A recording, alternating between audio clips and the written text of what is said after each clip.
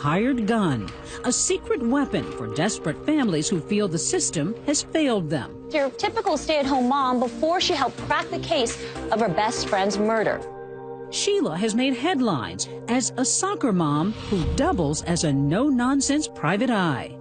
Her office is her car. She's always on the go, now working overtime for two devastated moms whose young adult children died under strange circumstances. Now they're pressing wrongful death lawsuits against the people they hold responsible. You look unassuming. Nobody would look at you necessarily and guess PI. No. But yet you get in there and you start digging. I dig. I think I owe that to the family. Whoa. Recently, her job brought her here. Not the typical place for a middle-aged woman. It's a sun and alcohol-soaked celebration called Wakefest. Kind of like Cancun with catfish. Each summer, small-town Smithville, Tennessee is overrun with partiers. There to cheer on wakeboarders, but mostly to float, flirt, and booze it up on Center Hill Lake. Bathing suits, bikinis, I mean, you can't go wrong. July 2015. Lauren Agee joins the fun with her longtime childhood friend Hannah Palmer. Here they are road tripping from their hometown outside Nashville. Lauren posting, "Can't wait for Wakefest this weekend." And Lauren's not just joining the party, she's the life of the party. Spirited, silly, and striking. An avid dancer, she's even performed in music videos. With devoted mom Sherry, her biggest fan. We were inseparable. You called her a mini-me? Mm-hmm. And she called you Mama Bear? Mama Bear. Let me hear that boy. Let me hear that boy. In her second year at a local college, she's studying criminal science. She wanted to solve mysteries. Kind of ironic, because you're trying to solve the mystery of what happened to her. Exactly. What happened to Lauren begins that weekend at Wakefest. Friday, she and Hannah slip right into party mode, all smiles on the lake. With them, Hannah's boyfriend, Aaron Lilly, and his friend, Chris Stout, whom Lawrence just met. Both men clearly adrenaline junkies based on their social media accounts. On land, on the water, in the sky. At night, they're at the only bar in town at the marina. That's Lauren waving at the camera. Saturday evening, off-duty cop and Wakefest security officer Chris Yarchuk bumps into Lauren at the bar. What'd you make of her? She was energetic, lively. He sees her leave around 2 a.m. after a night of drinking, finding her way in the dark with Hannah, Chris, and Aaron. So they left? They left. The four of them walked down the dock. That was the last time I saw them, yeah. They're heading to their camping spot, an outcropping across from the marina, down the lake from the houseboats that make up Wakefest. There's a 35-foot drop to the lake on one side, a breath-catching 90-foot drop on the other. Hannah and boyfriend Aaron will crash in a tent. Lauren and Chris will bunk together in a hammock on the edge of the cliff. Incredible that anyone would sleep so dangerously close to a precipice. Samantha Arnold, friends with Lauren and Hannah, was on that cliff with the group the night before Lauren's death and says it was scary but thrilling too. Oh, I was scared, so scared. It was just very steep, and I'm climbing, and then I'm going higher, and I'm like, my legs are slipping, kind of like the rocks are taking me. I think these kids enjoy the danger of it all, and they're all outdoorsy kind of guys and adventurous. Chris and Aaron would later tell police the Wakefest weekend was going well. All camped out, everything was awesome. We all drank, had a good old time. Eventually we ended up making our way all back to the campsite. The only way to get to the site is by boat, which can be eerie at night. These are the voices of Lauren and her friends captured on a video she took. We're in a canoe. It's a cliff on both sides. Oh my gosh, this is crazy. We're going into a death trap. Death trap. Tragically an apt description. The next afternoon, Sunday, locals Lynn Blair and his son Dylan are fishing in the lake. It's around 4 o'clock, and they're coasting toward a cove near the cliff. So you were going right through this little area right through here? Yes. I looked over and saw something in the water. Went ahead and stopped and was fixing to drop the anchor. What'd you think you were seeing? Well, I didn't know. It bothered me. Something bright floating in the water. Hot pink shorts. Then the stunning realization. It's a body. She's lying face down. It was terrifying. What's going through your mind? We knew it was a young lady. I'm thinking, she has a mom and a daddy.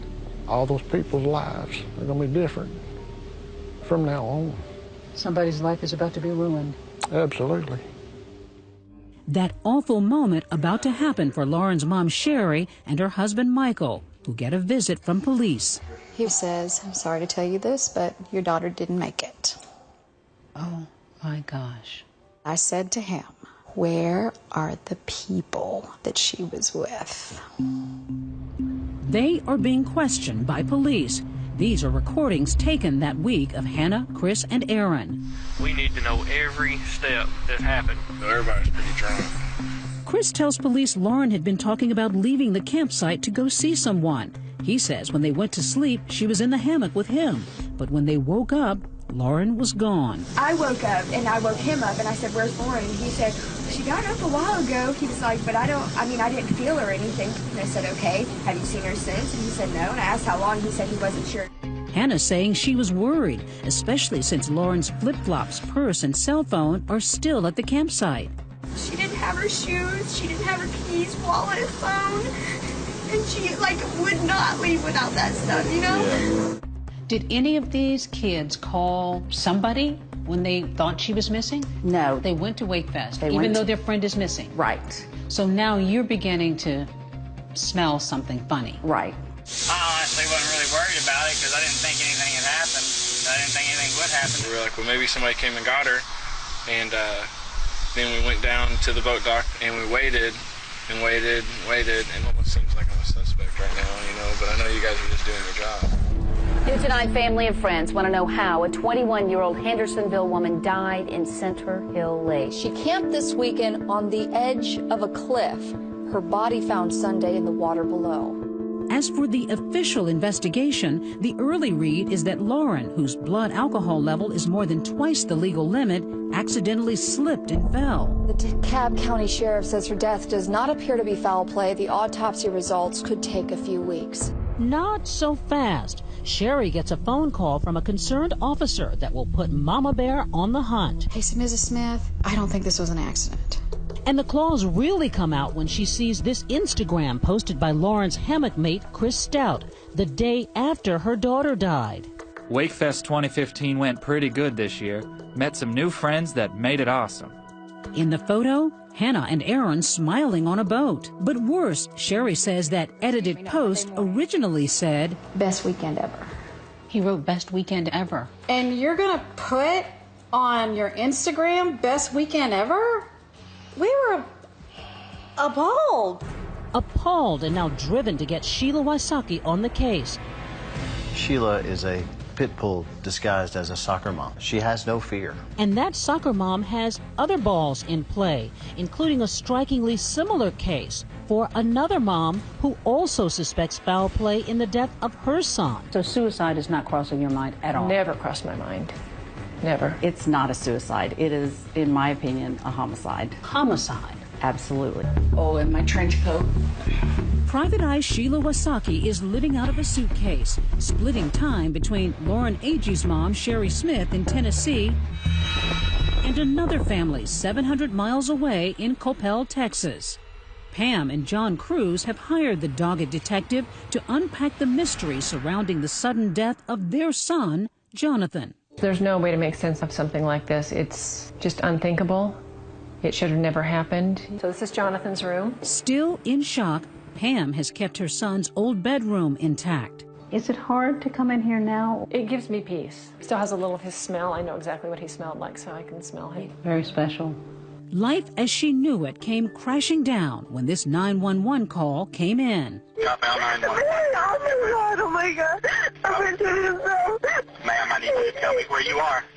I don't know. I keep shooting myself on the heart. And he's dying right now. It's Jonathan's distraught girlfriend on the phone saying he shot himself, a notion Jonathan's family finds incomprehensible. And I said he did not do this. First of all, he would not have ever shot himself. So suicide is not crossing your mind at all? Never crossed my mind. Never. He had a good job. He had plans for the future. He had a brand new car, the apartment. He was going to go furniture shopping. Well, if you're going to kill yourself, you really don't need that furniture. He was just exuberant all the time. He woke up in the morning with a, like, what are we going to do today attitude every day. Actually, Danny, no, open this one first. He delighted in showering his younger sister Danny with presents. He was just a giant teddy bear, you know. Anything he could do to make somebody happy, he would do. That includes his new girlfriend, 26-year-old Brenda Lazaro. Athletic, shy, and pretty. She's a kung fu instructor. Kick him in the head, Jonathan. He, a black belt in Taekwondo. They bond over martial arts. She's also best friends with his sister Danny. She and I were paired to choreograph a fight scene together. That's how we became friends. Here's video of the two on the kung fu demo team. How did you feel about Brenda? I liked her. Very reserved. She doesn't say much at all. Was he falling for her? Was she falling for him? It seemed like they were very into each other. He was a very touchy-feely, affectionate person. He always had a hand on her shoulder. The romance moves quickly. After 3 months together, Jonathan and Brenda are already talking marriage, even children, taking happy selfies together. Then everything changes on Super Bowl Sunday 2014. The Seahawks are world champs. At 11:30 p.m. and that 911 call. Did he use a gun or what happened? Yes, he used a gun. Did he mean to do it? Did he do it on purpose? No. Yeah, he did on purpose. That's Brenda on the line saying her boyfriend just shot himself in bed. Hold on, listen to me. Listen to me. We got to be able to find you, so I need you to find some way to tell me what the address is. Frantic, it takes her minutes to finally give the exact location of Jonathan's new apartment. Strange, since she helped pick it out. And she kept saying, I don't know, no. All these hesitant, stalling tactics. It was like pulling teeth to get her to say anything.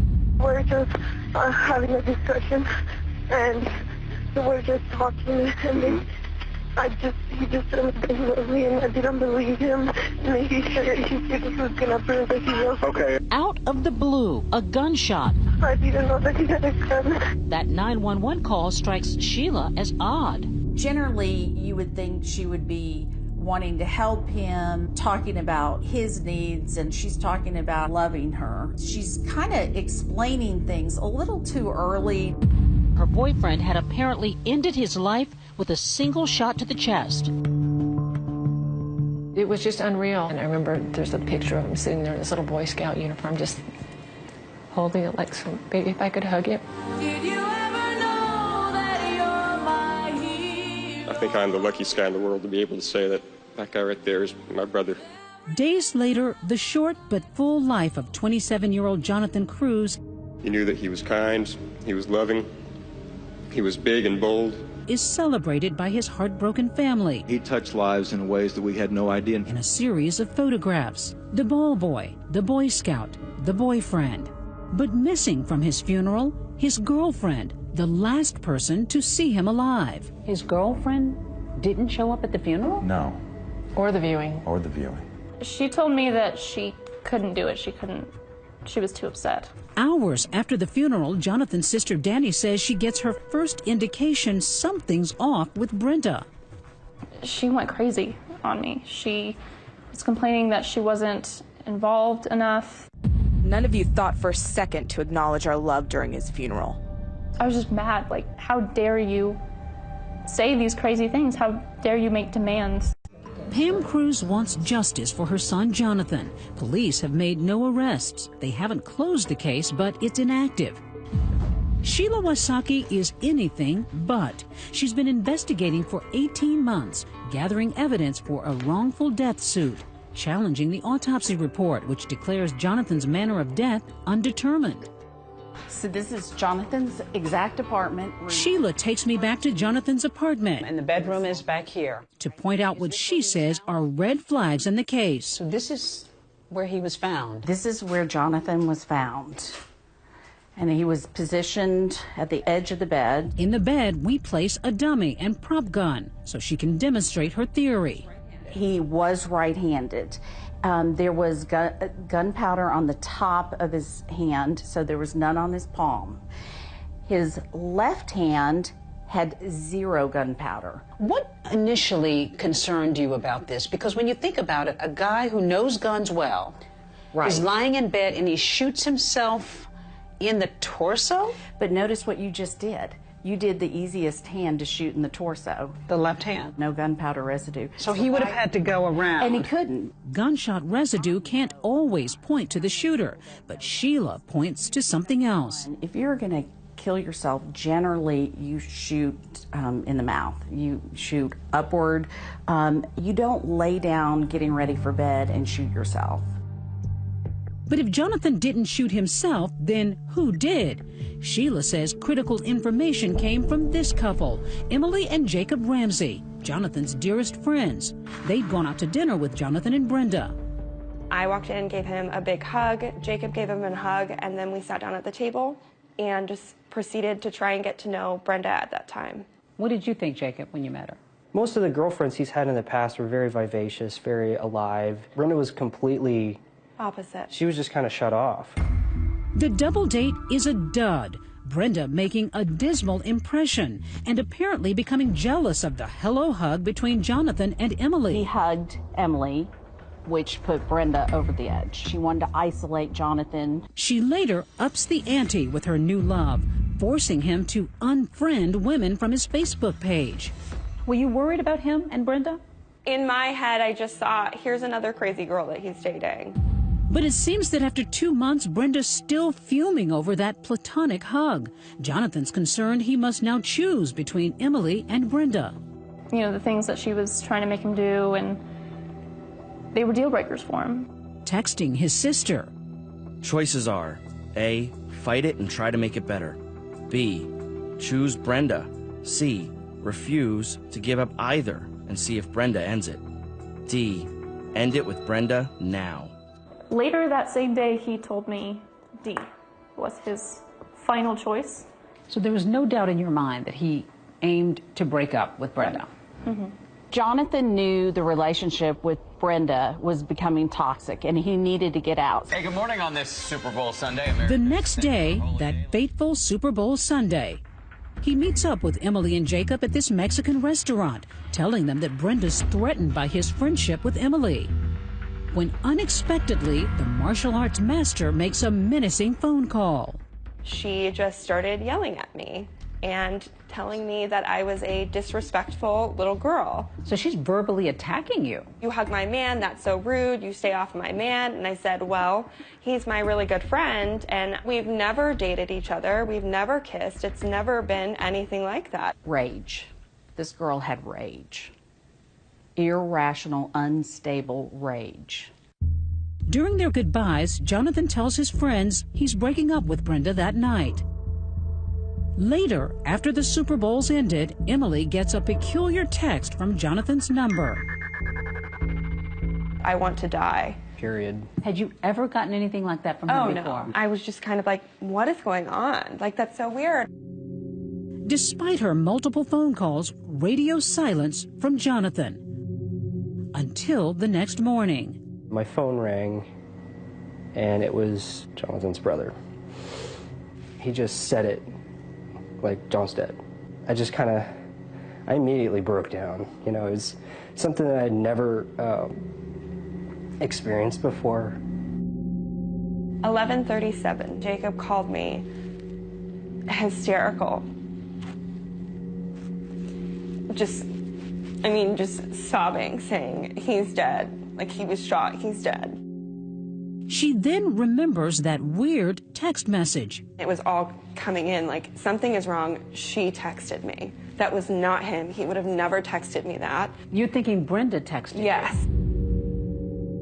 Later, Emily calls police and also tells Jonathan's mom, Pam, of her suspicions of Brenda. My mother's heart was like, okay, this makes sense now. I knew right then. I knew. And what did you know? That she had done it. Why would she do it? What sounds like pathological jealousy problem going on. That's a story you hear every day. You know, people kill for that reason all the time. Pam's convinced that her son didn't commit suicide, that he was killed. So how do you think it might have happened? I believe she walked up and shot him, and then he rolled over. Jonathan was shot on the left side of the chest. The bullet passed through his body and lodged into the mattress. For Sheila, that bullet trajectory is key. For him to have done it himself, he would have had to shoot himself downward? Yes. But if, as Sheila believes, Brenda fired the gun standing over him, it's an exact shot. And what's interesting is in the 911 call, Brenda says he was shot in the heart. I believe that's exactly where she was aiming. He broke her heart that night by breaking up with her. And then she shoots him, possibly in the heart, you think? Right. I believe she was aiming for the heart. And speaking of that 911 call, Sheila says there's a lot of information to be gleaned from it. Take a second listen. Did he mean to do it? Did he do it on purpose? No. Yeah, he did on purpose. I think she answered it honestly, saying, no, he didn't do it on purpose, and then caught herself. A Freudian slip. It's definitely something to stop and think about in an investigation. How frustrating was it for you that police just didn't seem to turn anything up? There have been other police officers who have looked at this and are scratching their heads as to why there has not been an arrest. And so we scratch our heads right along with them. Private Eye Sheila Wasaki's been working the Lauren Agee case on land and lake. Back in Smithville, Tennessee, where Lauren's body was discovered after camping on a cliff with her friend Hannah Palmer, Hannah's boyfriend Aaron Lilly, and his friend Chris Stout. To Sherry Smith's dismay, DeKalb County Police had closed the case on her daughter, finding no evidence of foul play. The medical examiner calling Lauren's death an accident, determining she fell from a cliff, landed on rocks, and rolled into the lake. Sheila has her own opinions and begins locating witnesses and assembling evidence filed later in Sherry's wrongful death lawsuit. When you start looking at the autopsy and the crime scene photos and you look at her injuries, they weren't adding up. Sheila points out hemorrhaging in Lauren's neck and sees a possible sign of strangulation. Somebody either held her down or choked her. And she's following a lead, this police officer who called Sherry Smith. I basically just wanted her to know that I strongly felt that it was not an accident. Ryan Mellison was working for a neighboring police department on the day Lauren's body was found and spent time with Chris and Aaron at the scene. They were extremely nervous.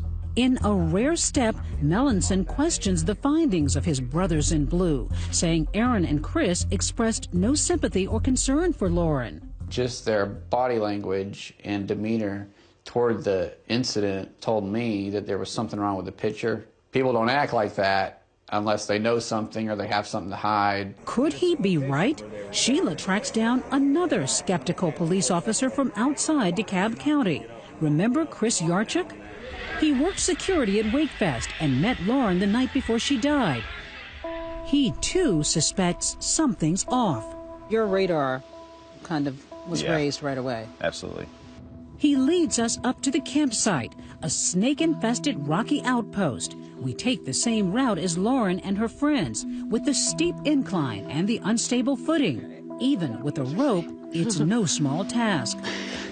It's not easy getting up here. Okay. So this is the spot. Wow. That's quite a trek. Great view, though.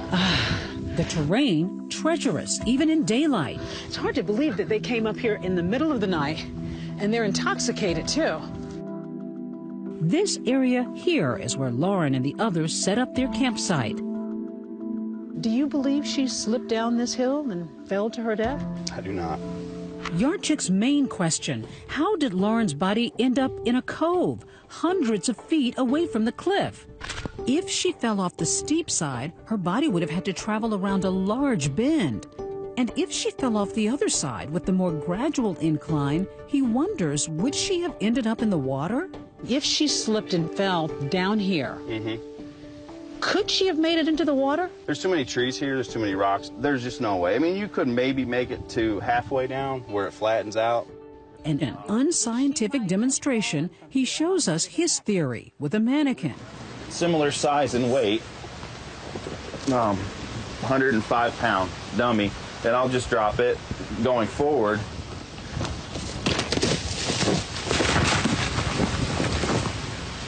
It was caught in the branches, didn't even make it down to the bottom. Correct. It's not even halfway down. Yarchik alleges police skipped fundamental steps in their investigation, including properly securing the scene and collecting a rape kit. At the lake, Sheila tests the water currents. It's not moving. If she had fallen here, maybe she might have made it to this cove? I don't think so. I think she'd stay here based on the currents. And interviews those boaters who found Lauren's body. And her legs and arms were pointed down. Yes. But she really wants to talk to Hannah, Chris, and Aaron. Sheila takes a trip from Smithville to the Sunshine State. I flew to Florida. To talk to Hannah. To talk to Hannah. Hannah and Aaron moved to South Florida soon after Lauren's death. Here they are on social media enjoying the sun and surf. When Sheila arrives for a chat, Hannah is willing. You understand that we're recording, Yes. and you're okay with that? Yes, that's okay. fine. All right. She repeats her story that Lauren was simply missing when she woke up. From the time I went to sleep to the time I went awake, there's nothing. It's just a void of what was she doing? What was she thinking? Was she peeing? Was she with somebody else? I don't know. As for Chris, who Hannah and Lauren met that weekend, He was asleep. I didn't know him well, but people ask me, do you think he could have done it? No. I don't think he would have been physically capable without me hearing. Hannah explains why she didn't call Lauren's parents and authorities that morning when Lauren was gone. Everybody's like, don't worry, Lauren's the kind that's make friends with anyone. And, right. Okay, I'll try to keep calm. I searched as much as I could without having to go to every single boat. I figured she would find us. Mid-conversation, Sheila says there's a telling moment, and she's immediately suspicious. Hannah's phone starts ringing. It's Aaron on the phone. What we were able to hear was stick to the story. Aaron said stick to the story. Yep. Hi. Nice to meet you. Two moms, and until this very moment, two strangers. This was actually her audition picture. Sherry Smith and Pam Cruz, members of a sad sorority. You're both a part of this horrible club that nobody wants to be a part of. A sisterhood that we didn't choose to be part of, but we are. Both fueled by gut instinct and united by understanding. Why are they not here with us anymore? I know. It's just so unfair. You don't know. You don't know that this is what I'm going to have left.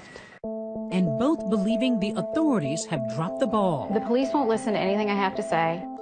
On this day, a third mom, that pit bull private eye, joins them to discuss their cases. We're going to work on Thursday. Okay. And your 911 call.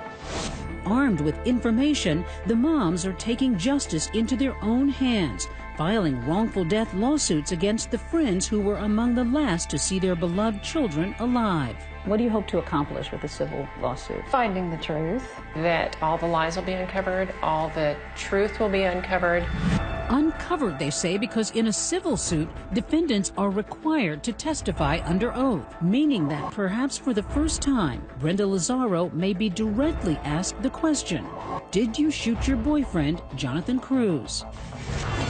During her deposition, we asked that question, did you shoot Jonathan Cruz? And she took the Fifth Amendment. Pleading the Fifth, the right not to answer because she may incriminate herself. If you have nothing to hide, why not just tell what happened? Just tell.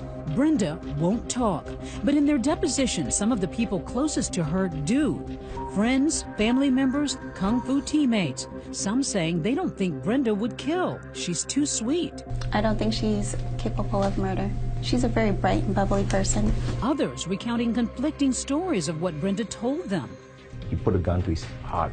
Well, she said he shot himself in the head. They were not even having an argument. She went to the bathroom, and when she came out, he was already shot. Who among those depositions stood out for you? What made me think we had a case was Matthew Kirk. Matthew Reza Kirk. He gave us a good profile of what Brenda was like to date. Matthew Kirk, Brenda's ex-boyfriend. She almost ruined my life. They met in college and were together for 5 years. She was jealous of any woman I talked to. She'd always say things such as, you like her? She just got crazy whenever I went around any girl. How did she go crazy? She cut herself. He says Brenda harmed herself regularly, more than 100 times. His talking about her history and how she isolated him. She did similar things with Jonathan, even though, remember, they only dated a few months. Matthew says Brenda was possessive, yet never violent. Well, except for maybe once. She threatened to kill my mom one time. What'd she Well, say? no, she just held some scissors in her hand and said, I'm going to go see your mom. That was one time. And that's the time that I called the police on her. Brenda is jealous, creates drama, plays the victim. I believe she is a cold-blooded killer. Brenda Lazaro has denied all the allegations against her. If this is so clear to you, why isn't Brenda Lazaro under arrest? A great question for the Coppell Police Department. I do not understand it. In a statement, the Coppell Police Department says it does not have enough evidence to present to a grand jury. We tracked down Brenda Lazaro, still working at that kung fu school just minutes away from the Cruz home. She's now married with a baby. Both Brenda and her attorneys declined to comment on the lawsuit. You've lost your brother, and she is living her life. I think it's hideous. What do you want her to know? I want her to know that she is not fooling everyone. That there are people out there who know exactly who she is.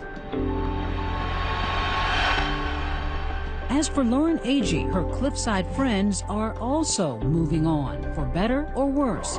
According to Facebook, Hannah and Aaron are now engaged, while Chris Stout is currently in jail for an unrelated DUI charge. And like Brenda, all pleaded the fifth in the wrongful death lawsuit filed against them. Hannah, Chris, and Aaron deny they had anything to do with Lauren's death. Hannah Palmer declined to speak with us, but her friend Samantha Arnold did. Hannah and Lauren, and knowing the connection that they had with each other, that Hannah couldn't possibly do anything like that to her. The entire lawsuit is, if I have to say it, bogus. To a lot of people, you look like heartbroken parents who want to blame kids for the death of your daughter. So be it. Yes, we are grieving parents. We're grieving every day, but we just want the truth.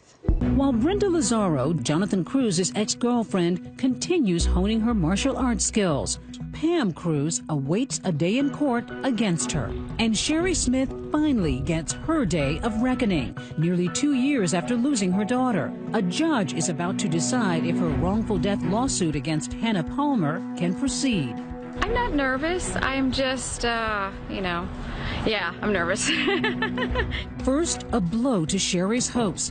The judge dismisses nearly all the observations of witnesses like police officers Chris Yarchuk and Ryan Melanson, and the conclusions of private investigator Sheila Wasaki. Their opinions were not based on any relevant scientific methods, processes, and data, and seemed to be just pulled out of the thin air. In fact, we spoke with Dr. Jonathan Arden, a forensic pathologist. To me, the evidence is highly consistent with a fall off a cliff. As for the police investigation, the DeKalb County Sheriff's Department defends its detective work, saying there's simply no evidence in this tragic case that will support Lauren's death being considered homicide or foul play. And the judge agrees, ruling there will be no trial against Hannah Palmer. The court finds that the plaintiff has not produced any shred of evidence that anyone intentionally harmed Miss Agee. It's a disappointing setback for Sherry. Her lawyer, Alex Little, says they will appeal. But it's just another day in court, and we'll proceed on, and we expect to prevail in the end. Sheila says this about the judge's findings. Was I offended by what the judge said? No, because I deal with it every day, and I'm prepared for it. And I love that people underestimate me. Keep it coming. Michael's downstairs. Sherry's lawsuit against Aaron Lilly and Chris Stout is still pending. They have not responded to request for comment. Good. I am going to go and get a large glass of wine. No matter what happens, this grieving mom says nothing will lessen the pain of losing Lauren, an agony she doesn't need to explain to Pam Cruz. To stay close to Jonathan, she wears a special necklace. This necklace I'm wearing, the little heart, has a little bit of Jonathan's ashes inside. Get to carry a little bit of him every day. He's such a good boy. After meeting, the two moms vow to stay in touch. I feel like I've known him for so long. I know, I feel like I've known you too. United in their love for their children, their loss, and the woman in whom they placed so much faith. You get emotional with some of these cases, don't you? With all of them. Pam wants to be heard. She wants Jonathan to be heard.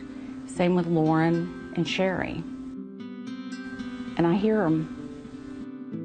And Sherry hopes Lauren can hear what's in her heart. So we are sending these to heaven, guys. All right, on the count of 3. 1, 2, 3.